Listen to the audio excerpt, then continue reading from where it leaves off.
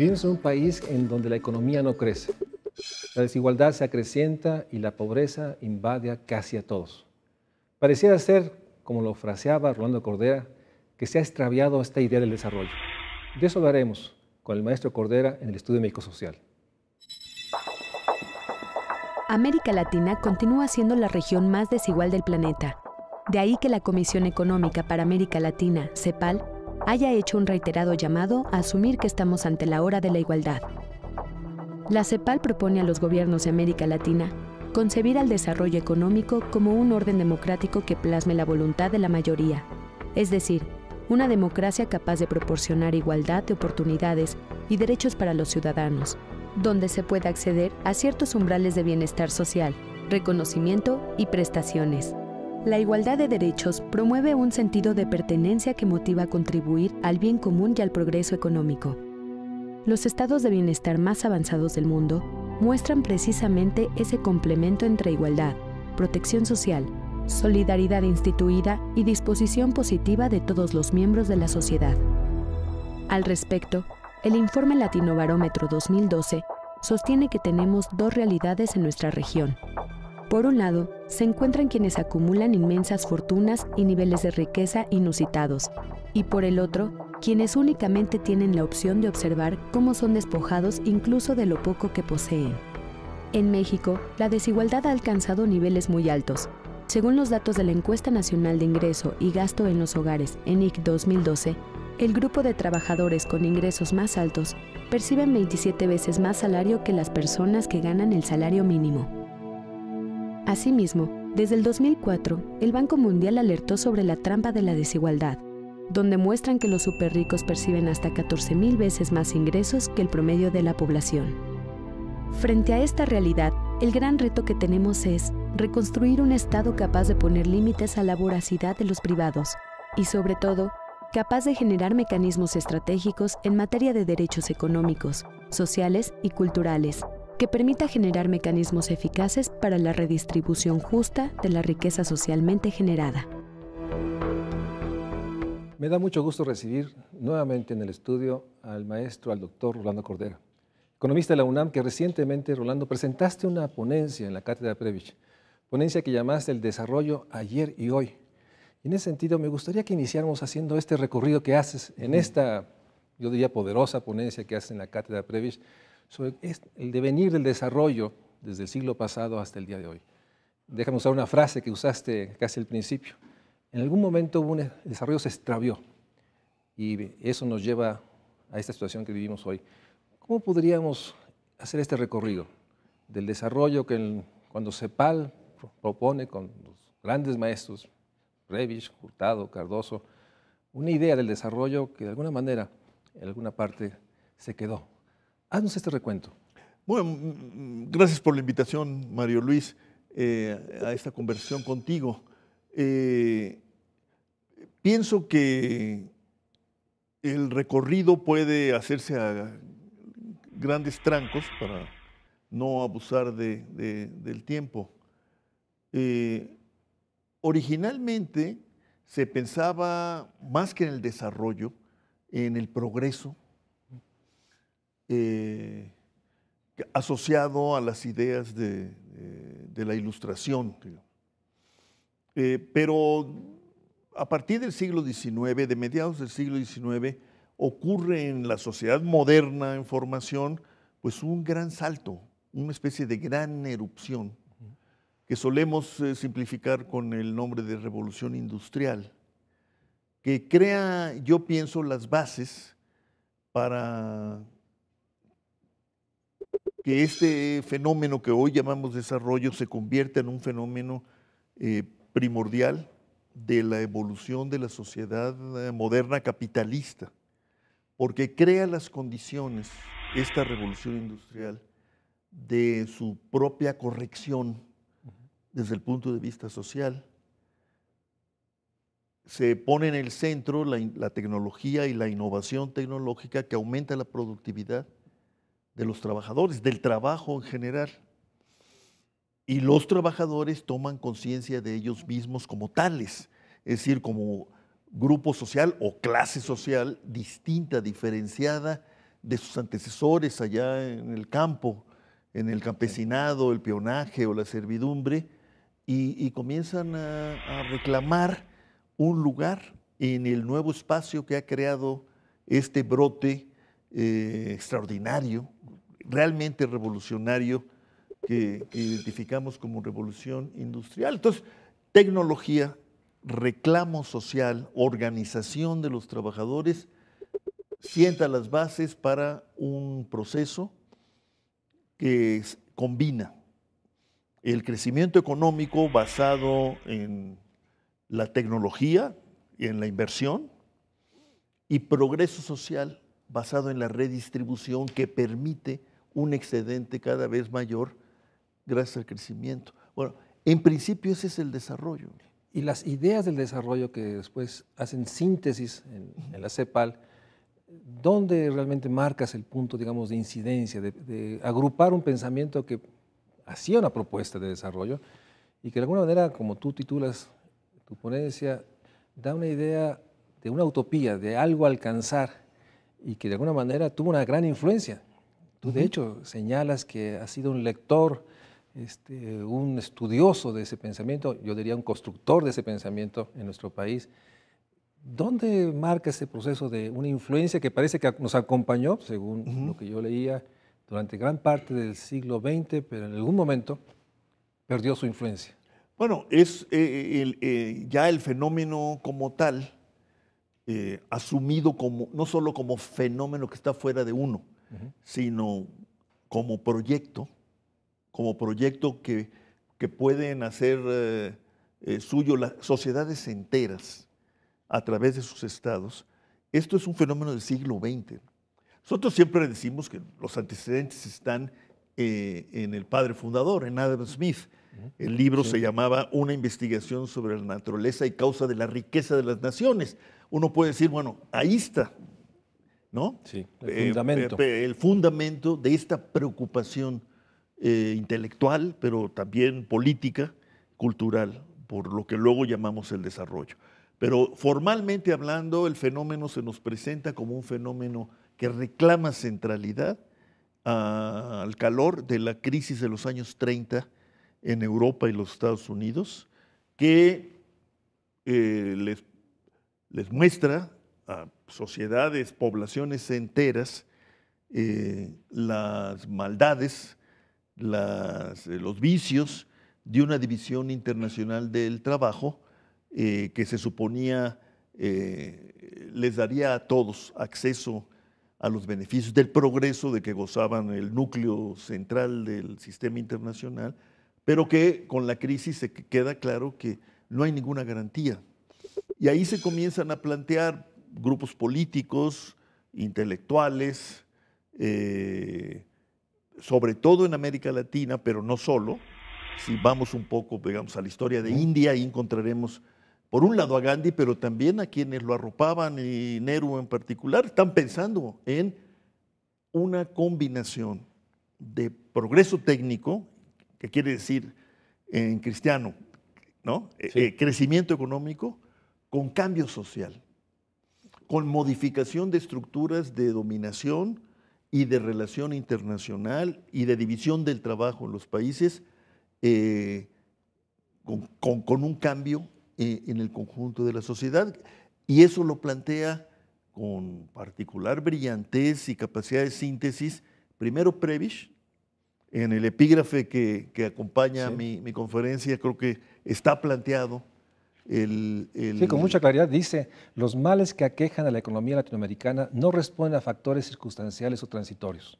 Son expresión de la crisis del orden existente y de la escasa aptitud del sistema económico por fallas estructurales que no han sabido o no han podido corregir, para lograr y manifestar un ritmo de desarrollo que responda al crecimiento de la población y a sus exigencias de rápido mejoramiento. Epígrafe que sigue siendo vigente, que es una parte que de ahí subrayas. podrías tú volver a empezar y elaborar todo un discurso y una proclama por el desarrollo. Y más adelante, a Furtado, a quien también cito y que yo admiro enormemente, Furtado dice, el crecimiento económico le permite a las élites modernizarse, pero solo hay desarrollo cuando hay un proyecto social vinculado al crecimiento económico. Es entonces cuando podemos hablar de desarrollo.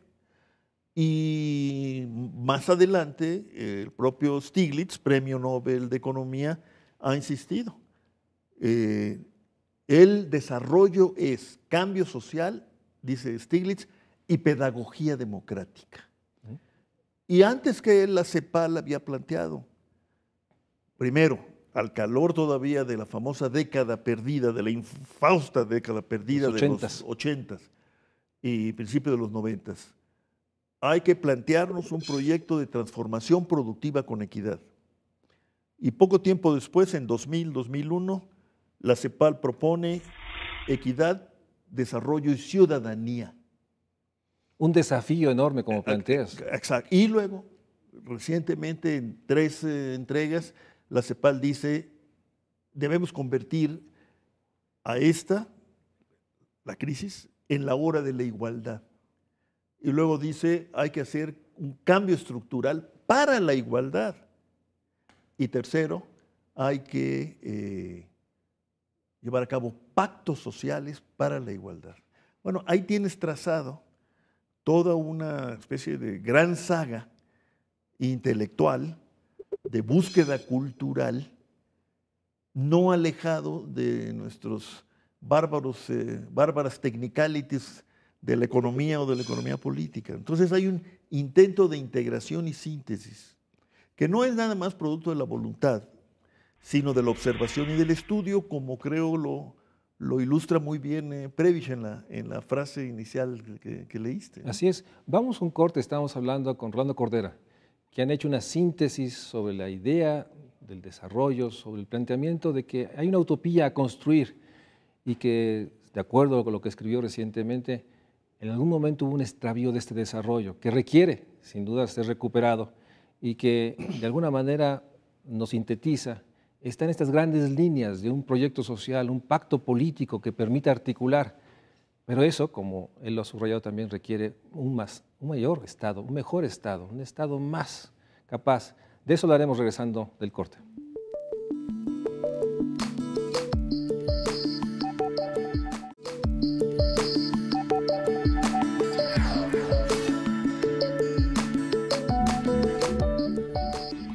Rolando, nos decías que para poder recuperar una idea del desarrollo se requiere sin duda una gran saga que de alguna manera describe CEPAL en sus textos recientes, desde la hora de la igualdad, pero en el fondo lo que también supone esta propuesta es un Estado capaz de construir esta ruta.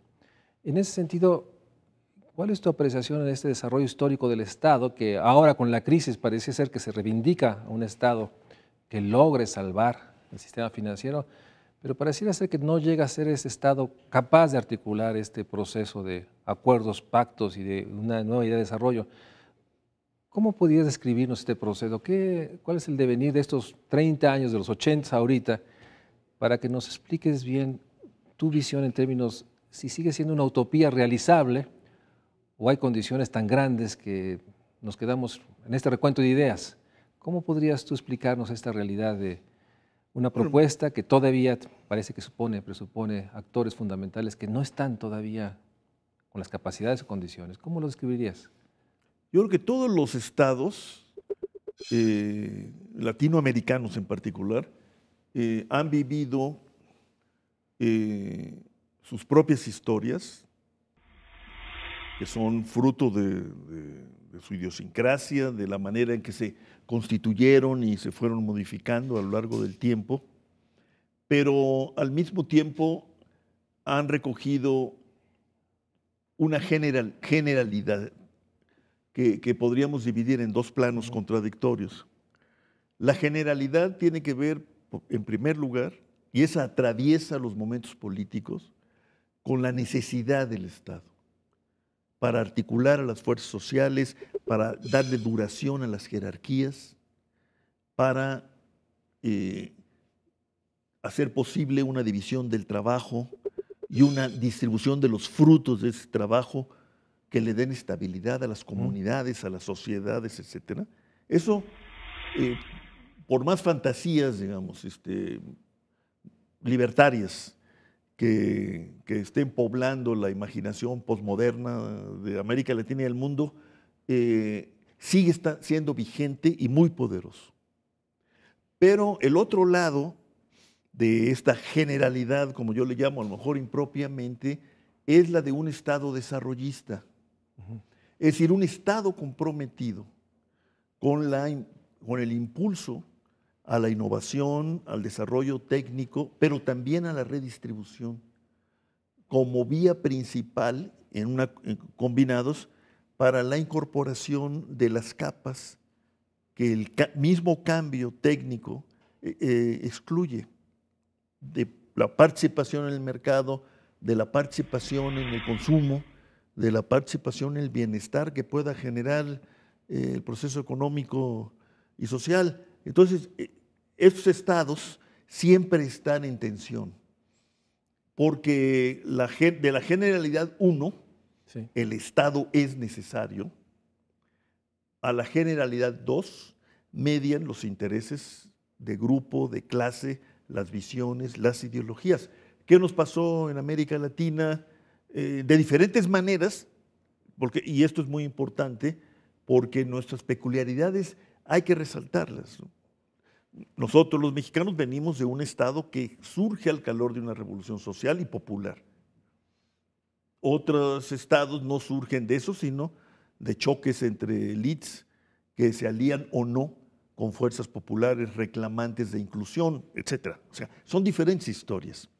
Pero al final de cuentas, en los 80s, estos estados acaban con gobiernos arrinconados por el cambio mundial, hegemonizado por las grandes potencias y las grandes organizaciones económicas y financieras, transnacionales y demás, y arrinconados también por un reclamo social que no encuentra cauce, entre otras cosas porque vivimos la época de la llamada crisis de la deuda, que implicó ajustes draconianos, muy ortodoxos o convencionales, que al final de cuentas supusieron para tener éxito una compresión de la demanda y del gasto público, lo que quiere decir compresión del ingreso de los trabajadores y del resto que compensa el ingreso de los trabajadores y que solíamos llamar salario social, ¿no? Entonces, y entramos en un momento de disonancia, de desencuentro entre estos dos visiones, estas dos necesidades. Un Estado capaz de articular del orden y un Estado capaz de promover y encauzar el cambio, que es inevitable. La gran tarea del Estado no es evitar el cambio, o ni siquiera promoverlo, podríamos decir, encauzarlo. Enfrentar las dislocaciones que todo cambio produce. Pero para eso necesitas un cierto tipo de Estado. Y ahí es donde entra la política, ¿no? Estado entendido como un fruto en permanente revisión de una cierta correlación de fuerzas, como decían los antiguos. Sí. Yo creo que eso se vio con toda plasticidad en los 80s y 90s y con el añadido importantísimo, en nuestro caso, de la democracia apenas alcanzada o estrenada, como sucede en México, o recuperada, como sucedió en el Cono Sur, particularmente en Chile, Uruguay, y en una combinación siempre típica de ellos en Brasil y Argentina, ¿no? Pero en ese estamos. ¿Por qué es importante rescatar la idea del desarrollo? Yo digo, porque es la idea que puede articular estas dos grandes necesidades, digamos, transhistóricas, para sentar las bases de sociedades más habitables, sustentables por la justicia social y ahora, más acuciante todavía, sustentables porque están comprometidas con la sustentabilidad del entorno, que es el nuevo gran desafío con que inauguramos el siglo XXI sin todavía ponernos de acuerdo de cómo vamos a estar a la altura del desafío a nivel mundial, ¿no? Pero esa es un poco la idea, ¿no? Y en ese sentido hay entonces sí, como tú dices, es crucial en esta construcción y reconstrucción permanente de la idea del desarrollo incorporar una revisión permanente de la idea misma del Estado. Así es. La centralidad del Estado. Y en ese sentido, queda muy claro en tu texto y en este y muchas que se requiere una ampliación democrática para una redistribución social. Pero hay una idea que subrayas en tu texto, en esta cátedra Prebisch, sobre una renovación cultural. Un elemento que pones ahí en esta ecuación, es la necesidad de una renovación cultural que acompañe esta idea de un Estado con estas dos cauces para generar una distribución social. Y me gustaría que nos pudieras explicar por qué es central en este pensamiento la idea de una renovación cultural hoy en día. Bueno, es más central que lo que fue allá en los 20s y 30s, y en nuestro caso es fantástico, ¿no? La importancia de la cultura como argamasa, como componente, incluso a veces como sustituto de los procesos económicos y sociales, ¿no? Ahora es mucho más yo diría, dos razones. Uno, porque el mundo ha cambiado mucho y independientemente de la definición y amor o no, o odio que tengamos por esto que llamamos la globalización, se ha vuelto el mundo más estrecho, más interrelacionado, más interdependiente. Casi estamos a punto de cumplir la profecía de Octavio Paz de que vamos a ser contemporáneos de todos los hombres. De hecho, ya lo somos, por la vía de la interconexión comunicativa. Y eso trae consigo, es portador explícito y no siempre tan explícito, de un enorme cambio cultural, que quiere decir otra idea del hombre en el mundo y del hombre en el cosmos y del hombre en el planeta, ¿no? Junto con razas. De esa magnitud estás hablando. Yo creo que estamos hablando de eso. Como tuvieron que pensar en eso los grandes pensadores de la Ilustración al calor de las grandes revoluciones, la americana del 76 y la francesa del 89. Grandes revoluciones que conmocionan el estado de cosas existente y al mismo tiempo le hacen ver a los grandes visionarios entonces la enorme posibilidad de otro mundo, de un mundo más habitable, de un mundo, decían ellos incluso, el propio Smith, pero no solo Condorcet, Diderot, Thomas Paine, etc. Un mundo donde no haya pobreza, no tiene por qué haberla. ¿Por qué? Porque hay unas capacidades que se han descubierto que permiten pensar en que con la ciencia se superan esas cosas. Fíjate, estamos hablando de hace 2 siglos. Bueno, yo creo que vivimos una época similar. Ese es un tema, y es el tema mayor. Pero claro, a mí me queda muy grande, lo confieso. El otro es que nuestras sociedades, con todo y sus crisis, estancamientos, dislocaciones, son sociedades que han cambiado muchísimo, tanto que no nos damos cuenta. Son sociedades cada vez más urbanas, en donde en casi toda la región, desde luego con nosotros, y ese es el gran reto de nuestro tiempo, son sociedades de jóvenes y de adultos jóvenes, urbanos, conectados con el resto del mundo. Lo que implica también necesariamente un cambio cultural que se está dando, como diría Gramsci, ¿no? Como pasivamente, sin avisarnos ni pedirnos permiso, y que habría que pensar en incorporar explícitamente a este gran proceso de cambio social, redistribución económica y social y aprendizaje democrático. Acabo de ver una exposición fantástica en el Museo de Arte Contemporáneo de la UNAM que se llama El desafío a la estabilidad 1952-1967. Bueno, como yo estoy obsesionado ahora con estas locuras del desarrollo y las utopías, vi esa exposición con otros ojos, ¿no? Y me di cuenta del vigor y dinamismo que tenía aquel país nuestro bajo un régimen autoritario. El desenlace casi diría yo natural, si creyera yo en esas cosas, fue el 68. ¿Por qué? Por la enorme emulsión cultural, es una especie de gran matraz. Es decir, Cuevas, Gurrola, Felgueres, no se diga, Lila Carrillo, muchos más, adquieren una dimensión, Manuel Luis, que de verdad, casi te diría, sentémonos a ver eso y pensemos en nuestro asunto, Así es. que es el desarrollo.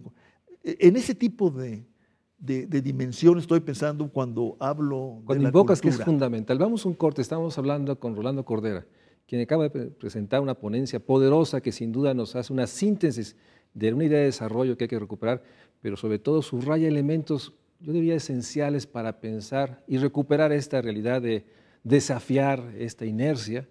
Y ahí en el centro está una renovación cultural, una distribución social, pero también la ampliación democrática. Ejes que sin duda nos conducen nuevamente a desafiar este proceso y pensar cómo podemos realmente hacer una reflexión que ponga o que arrincone a este pensamiento hegemónico, económico, que hoy, sin duda, conduce al mundo y conduce a nuestro país. De eso hablaremos en el siguiente corte.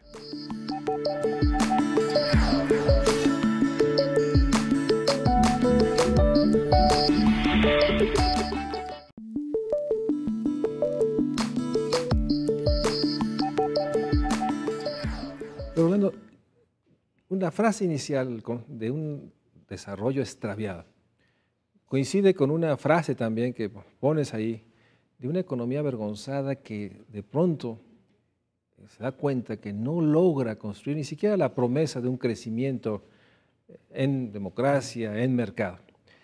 ¿Dónde ubicas ese extravío del desarrollo? ¿Es un asunto de las élites que traían otras ideas?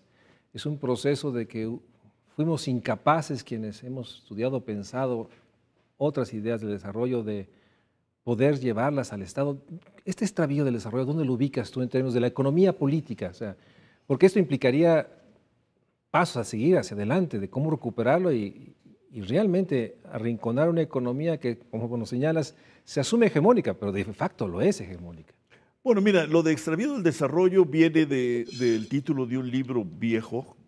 Yo no estoy seguro en este momento, de fines de los 60 o principios de los 70, hecho por si no recuerdo mal, un canadiense de la CEPAL, Marshall Wolf, que se llamaba así el desarrollo extraviado. Pero ahí se refería básicamente al hecho de que América Latina no encontraba un camino que le permitiera un crecimiento sostenido, abatir la inflación que reinaba brutalmente en el cono sur y proceder al bienestar. Propuestas había habido muchas, no, desde luego la CEPAL, una y tosudamente, pero fíjate qué ironía, el presidente Kennedy, con su nueva frontera y la idea de salir al paso por la vía del desarrollo al gran pleito de la Guerra Fría y de la bipolaridad, y propone la Alianza para el Progreso. Bueno, ni siquiera la Alianza para el Progreso, con reformas que entonces, digamos, desde la izquierda criticábamos por tibias e insuficientes, es aceptado por el sistema de dominación y de estados que tenía América Latina entonces. Es más, en algunos lugares es rechazado abiertamente. Pero este rechazo, esta propuesta, este rechazo y esta necesidad detectada, objetiva, no deducida de ningún principio, ninguna teoría, no, detectada de la realidad misma de la región, es asumida por los dirigentes del mundo capitalista democrático, pues, por Kennedy, y rechazada por lo que quedaba de las oligarquías de la tierra y de la sangre, como se decía en Argentina, y por grupos de poder que se habían configurado. Y el elemento que cataliza esta disonancia a favor del conservadurismo es la Guerra Fría, la exacerbación de la Guerra Fría, que vive momentos casi catastróficos. ¿Sí? La crisis de octubre, la invasión de Cuba, la apuesta soviética por la revolución en el tercer mundo, y luego en América Latina las guerrillas, y luego las dictaduras. El desarrollo como combinación de progreso técnico, crecimiento económico, redistribución e inclusión sociales se pierde. Lo que se impone es, por un lado, la ideología, como pretexto o no, y por otro lado la regimentación de los sistemas sociales y políticos hasta llegar a la barbarie en que cayeron Chile, Uruguay y Argentina, ¿no? En ese sentido. Luego podríamos hablar de un extravío del concepto, del proyecto, cuando al calor de la crisis de la deuda emerge lo que luego se llamó el consenso de Washington y se privilegia la visión más convencional y ortodoxa de la economía y de la economía política, que es la del equilibrio. Así es, y estático, y la estática comparativa. Así es. Y entonces de lo que se trata es de recuperar la estabilidad financiera, pagar las deudas, quitar en lo más posible el elemento político de los procesos económicos y particularmente de los procesos de decisión económica en materia de gasto e inversión, es decir, contraer al Estado en su compromiso de cambio social, aunque sea mínimo, y entonces ahí deja de hablarse de desarrollo y hay quienes postulan, lo digo de pasada, incluso que hay que eliminarlo de la agenda internacional, que ese no es el tema. El tema, cuando se clausura, digamos, se cancela la Guerra Fría, se desploma el sistema soviético, el tema es el mercado mundial unificado, la democracia representativa planetaria, la paz eterna y, como dijo Fukuyama, el fin de la historia. Así es, esta idea de más mercado, más democracia. Con eso tenemos. Era la síntesis de una aspiración. Exactamente. Y ahí viene el peor de los extravíos, porque las élites nuestras dejan de hablar de eso, los herederos de las élites y los aspirantes a formar parte de las élites se educan bien en universidades donde se privilegia esta visión ortodoxa, estática de la vida económica y social, y nos vamos por ese rumbo que repetiría, es un extravío ya no del concepto, es un extravío de la sociedad. Y viene la crisis que sorprende a todos, en particular a los oficiantes de esta creencia, porque acaba por convertirse en una creencia, y nuestra disciplina ni advierte, salvo algunos casos notables, ni advierte lo que va a pasar, ni puede explicar satisfactoriamente lo que pasó, y tampoco genera una propuesta de cómo genera propuestas sustanciales. Que probablemente es la paradoja mayor. Tenemos una crisis, 2008, que hace que algunos pensemos que es el momento que puede haber una reflexión que retome esta necesidad de un nuevo curso de desarrollo, como lo has nombrado, en esta reflexión colectiva que realizas en la UNAM, pero por otra parte ha llevado 6 años después a esta percepción de que la crisis 2008 no fue suficiente, y vienen todos los datos que hemos oído en este año, 2014. Una concentración de la riqueza, una concentración del poder y enunciar que la desigualdad es el gran tema, como tema central, digamos, de esta nueva idea de desarrollo, pero tampoco ha logrado movilizar un cambio, yo diría, no, simplemente la discusión de las ideas. Déjame darte esta percepción. Pareciera ser que hay, sí, pensadores poderosos, sí, textos, la influencia de CEPAL que anuncia con sus nuevos libros la era de la desigualdad, o la era de la igualdad, pero como que no se logra conmover este pensamiento hegemónico. Y por otra parte nos dices en el texto que hay una economía avergonzada porque no logra explicar ni lo que pasó, ni lo que está pasando, y mucho menos una ruta. ¿Dónde tenemos este proceso? O sea, ¿cuál es esta discusión de las ideas ahorita? ¿Por qué no se logra conmover el pensamiento hegemónico? Sí, no lo sé. Quizás porque todavía falta tiempo. Acuérdate que el pensamiento hegemónico se conmovió al calor de 2 catástrofes. Una catástrofe socioeconómica en los años 30,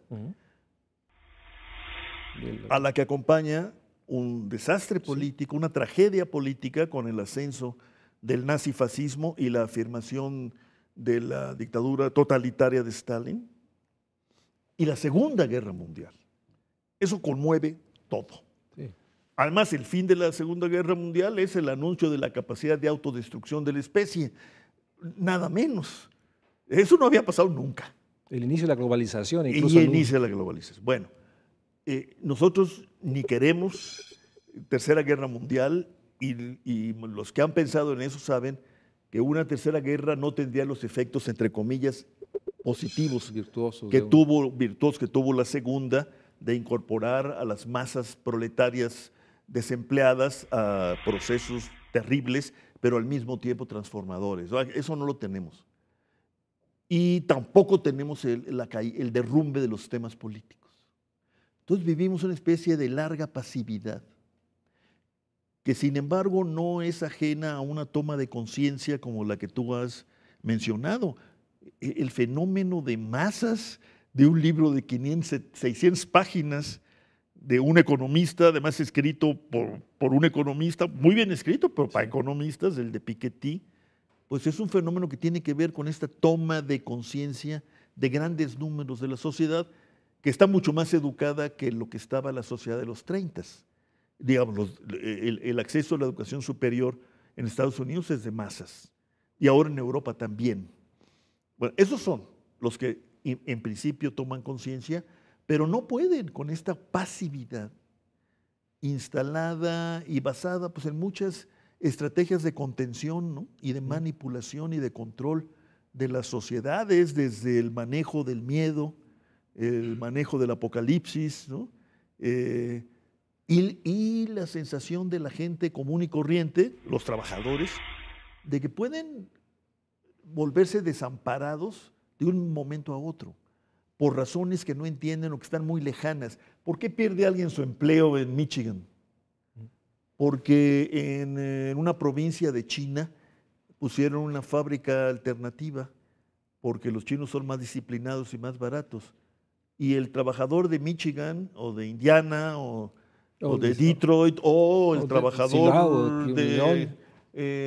¿cómo no sabe ni pronunciar el nombre de la provincia aquella? Y mucho menos entender y mucho menos aceptar que este cambio económico justificado por con muchos elementos le afecte directamente a él y sin remedio, ¿no?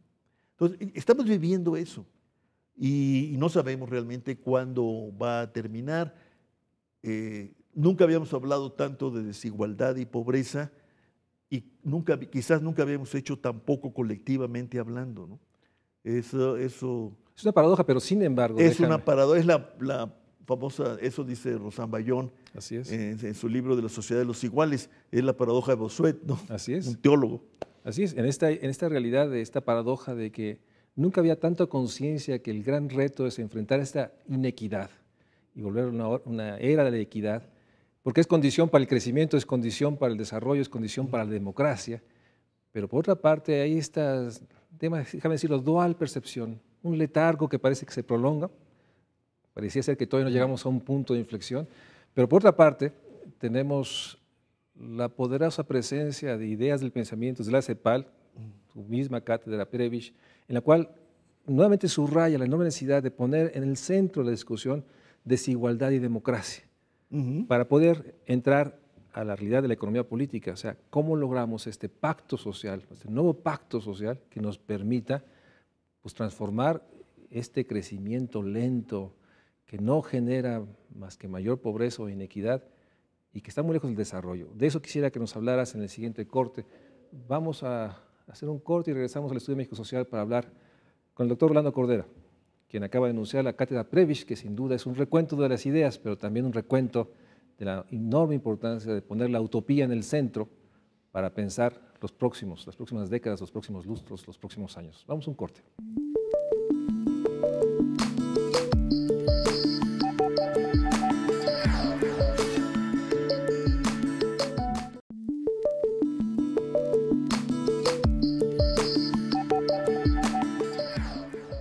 En la cátedra sostienes que hay que volver a lo básico para poder, creo yo, pensar el desarrollo. ¿Qué sería volver a lo básico? ¿Qué nos quieres decir cuando enuncias volver a lo básico? Bueno, yo pienso que volver a lo básico, en mis términos, es muy distinto al volver a lo básico, que fue uno de los mantras de la revolución neoliberal, ¿no? Para ellos volver a lo básico es volver al mercado, como fuente, como un gran matraz del progreso, de la convivencia, del intercambio. Yo digo que volver a lo básico es ir a los procesos centrales de de cambio de las sociedades modernas que están articulados en torno políticamente a la manera como se constituyen las jerarquías de mando, o sea, los estados, cómo se organiza la división social del trabajo y cómo se redistribuye o se distribuyen los frutos de este esfuerzo social. Pero políticamente, digamos, e ideológicamente, volver a lo básico tiene que ver ineludiblemente con este tema que tú has mencionado y que se ha vuelto el tema de nuestro tiempo. Pues ya lo dijo el presidente Obama, ¿qué más queremos, no? El tema decisivo de nuestro tiempo es el tema de la desigualdad. Y en torno a eso tenemos que, y agregaría, pues eso es tuyo, es el tema de la vulnerabilidad, del desamparo, de los muchos daños sociales que ha traído consigo el gran cambio económico y cultural de nuestro tiempo. Bueno, todo eso es lo básico. Y se traduce políticamente en que en objetivos de reconstitución de los estados, en código de estados, como dicen los italianos, democrático-constitucionales, que son para mí estados sociales, es decir, estados de bienestar, en donde el compromiso con la protección, el bienestar, la seguridad de las gentes es un compromiso constitucional que va más allá de las políticas contingentes que podemos usar o no según la situación y la circunstancia. No, por eso es importante pensar a la reforma del Estado como una reforma social del Estado. O sea, porque de lo que se trata es de modificar las relaciones de poder dentro del Estado. O sea, no solo la reforma económica. No, es que la reforma económica sin reforma social da lugar a desajustes todavía mayores, y si se queda ahí y se empeñan los dirigentes de los estados en quedarse ahí, no pueden dar lugar a acomodos, como les llaman algunos autores norteamericanos, a acomodos de larga duración para una economía que está hecha para la inestabilidad y el desequilibrio. Esa es la paradoja. El capitalismo es enormemente productivo, innovador, revolucionario, incluso, como dijo Marx, ¿no? Pero al mismo tiempo necesita de algo más para durar, si no se destruye. Y eso es la política, y concretamente es el pacto social, como le decimos, es el gran acomodo que ha marcado las épocas de evolución de los estados nacionales. Bueno, eso es lo que requerimos, un Estado que recoja estos nuevos acomodos y que los propicie, los estimule. Pero este Estado requiere la ampliación de la democracia. Ese Estado es inconcebible sin la ampliación de la democracia. Y en ese sentido me gustaría, porque siendo condición necesaria más y más democracia, más y más política, y recuperar lo político para construir Estado y construir esta nueva idea de desarrollo, pero tú has sido un actor en la construcción, has participado desde siempre en esta noción, y alguna vez Waldemar nos decía en este mismo estudio que hay que recordar cómo el siglo pasado para poder valorar mucho de lo que se ha avanzado. Pero las nuevas generaciones perciben que hay una democracia que no da frutos, que no rinde, que está secuestrada, que está aislada. ¿Cómo logramos construir nuevas democracias? ¿Cómo logramos estos pactos tan propuestos desde hace años, pero pareciera ser que hay una renuencia a un pacto realmente verdadero, fundamental, porque implica la distribución del poder? En ese sentido me gustaría tu apreciación, o sea, ¿cómo percibes la democracia mexicana rumbo a la construcción de un nuevo curso de desarrollo? O sea, ¿tenemos las condiciones democráticas? ¿Necesitamos más? ¿Cómo lograrlas? Bueno, es la democracia como sistema y como forma de gobierno es una democracia en México muy incipiente y yo diría muy inconclusa desde el punto de vista de los requisitos básicos a cubrir para que se trate de un sistema político y una forma de gobierno socialmente eficaces. Es decir, no tenemos gobiernos que capaces de generar iniciativas de ampliación de la democracia entendida como condición para una sociedad más estable, sí, o incluso, como dicen los chinos, más armónica, ¿no? No las tenemos. Nuestros órganos colegiados representativos se encapsularon muy pronto hay la tendencia, dicen los estudiosos, los politólogos, ¿no?, a la oligarquización, ¿no?, de los partidos, de los sistemas políticos, de las sociedades, y ahí es donde entra el veneno. Una sociedad moderna, descentralizada, democrática, que es organizada, mandada, dirigida por oligarquías, pues es una contradicción en sus términos, no puede durar por mucho tiempo. Bueno, pero eso está pasando. Entonces, ¿qué sea? Bueno, hay una reforma en puerta, yo diría es una reforma de corte constitucional para revisar las relaciones entre los poderes y, en nuestro caso, revisar con urgencia, bueno, ¿cómo se dice? Sin prisa pero sin pausa, o como tú dijiste alguna vez, en un gradualismo acelerado, hay que revisar las relaciones entre los órdenes de gobierno. Esto que insistimos en llamar federalismo, que para mí ha devenido del federalismo simulado a un federalismo salvaje, pero no ha habido intermedios. Y buena parte de la población está organizada, la población está organizada en torno al federalismo y a la idea misma de la descentralización. Entonces tenemos que pensar en un Estado descentralizado, federal y al mismo tiempo con capacidad de articulación espacial y de inclusión social. Muchas tareas, muchas condiciones, pero hay que empezar por algún lado. Yo creo que todavía desgraciadamente, estamos en un momento de deliberación obligada, de abrir las cartas, de promover los discursos y generar contextos de exigencia sobre los discursantes. Es decir, no admitir como parte de nuestra vida en común e incluso como parte de nuestra cultura la ocurrencia en lugar de la reflexión. Pero es lo que se ha impuesto en los medios de comunicación e información de masas. La reflexión editorial en los diarios impresos se ha retraído. A veces da la impresión de que tanto reporteros como editorialistas seguimos la pauta que nos marca la televisión, la radio o simplemente la ocurrencia o las llamadas redes sociales. Ahora, creo que tenemos que construir un espacio deliberativo muy dinámico y creíble por sus propios actores.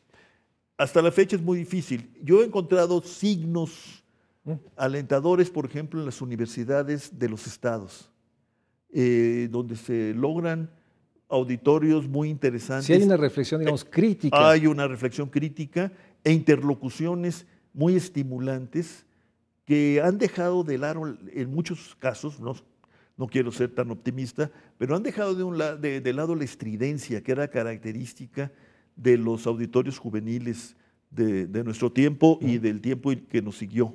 Yo creo que ahí podríamos entrar en un momento real de reflexión deliberativa o de deliberación reflexiva, pero que claro, no se va a dar por naturaleza, se va a dar si se estimula y se promueve.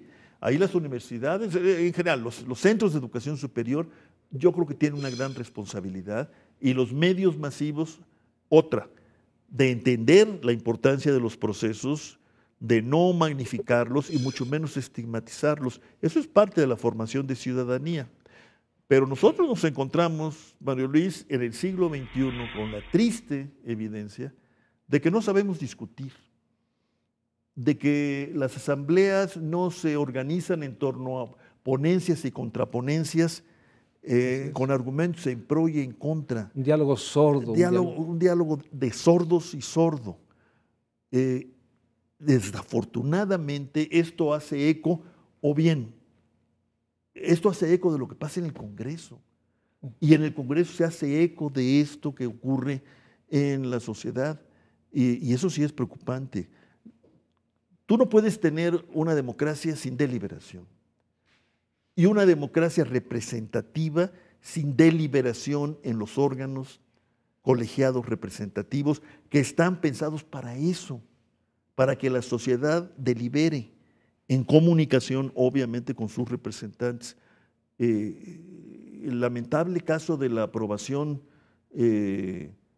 a ultrasonido de la reforma energética, por ejemplo, del año pasado, Es eso, un lamentable caso. No por el contenido de la reforma No, que podríamos sino por el discutir en método. otro momento, sino por la manera como se hizo. Hubo congresos locales que lo aprobaron en 10 minutos. La 20 renuncia al minutos. diálogo, a la reflexión como instrumento para la construcción Sí, política. más bien la estigmatización del diálogo como obstáculo para la eficacia.